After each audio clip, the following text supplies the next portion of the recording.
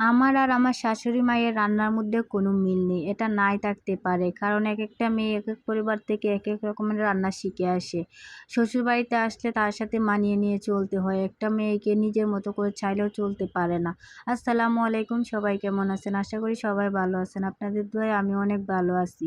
তো রান্নার শুরুতে আমি যা বলতেছিলাম এটা নিয়ে পরে কথা বলব। তার আগে আপনাদের সাথে একটু বলি যে আজকে আমি কি রান্না করতেছি, জামাইয়ের পছন্দ মোতাবেকই রান্না করি। তো দেখেন, প্রথমে আমি একটু লবণ দিয়েছিলাম। গরম তেলে দেওয়ার মানে কি এটাও বলছি, কারণ গরম তেলের মধ্যে যদি লবণ দেওয়া যায় তাহলে মাছ ভাজি অথবা সবজি যাই করেন না কেন কোনোটা লেগে যাবে না। না হলে দেখেন অনেকের সময় কড়াইতে লেগে যায়। তো আমি এটা পেয়েছি, একটা আপুর থেকে শুনেছিলাম, শোনার পর আমি ট্রাই করলাম, আলহামদুলিল্লাহ কথাটা সত্যি।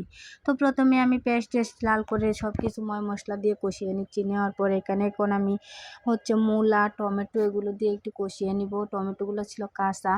তারপরে একটু কষানোর পরে একটা পাকা টমেটো আর কিছু আলু ছিল সামান্য পরিমাণে, এগুলো দিয়েছি। এগুলো দিয়ে আরও সুন্দর করে কষিয়ে নিব। নেওয়ার পরে ঝোলটা সবটা যখন শুকিয়ে যাবে তখন আমাকে পরিমাণ মতো ঝোল দিতে হবে।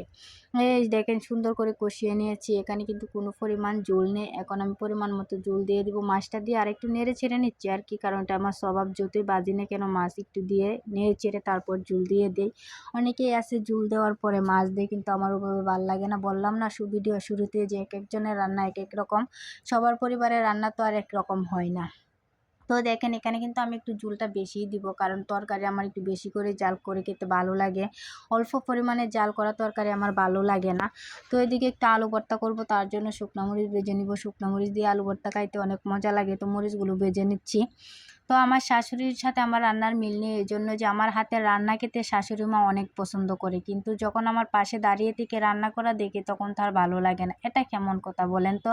আমি নাকি তরকারিতে একটু তেল বেশি দিই, আমি নাকি তরকারিতে একটু পেঁয়াজ বেশি দিই, একটু ঝোল বেশি দিয়ে বেশি একটু ঝোল বেশি দিয়ে বেশি রাখি না, একটু জাল করতে একটু সময় লাগে, সেজন্য তার ভালো লাগে না। অথচ আমার তরকারি খেয়ে সে প্রশংসা করে। এখন তারে নিয়ে কিছু বলার নেই, কারণ সবার রান্না তো আর এক না।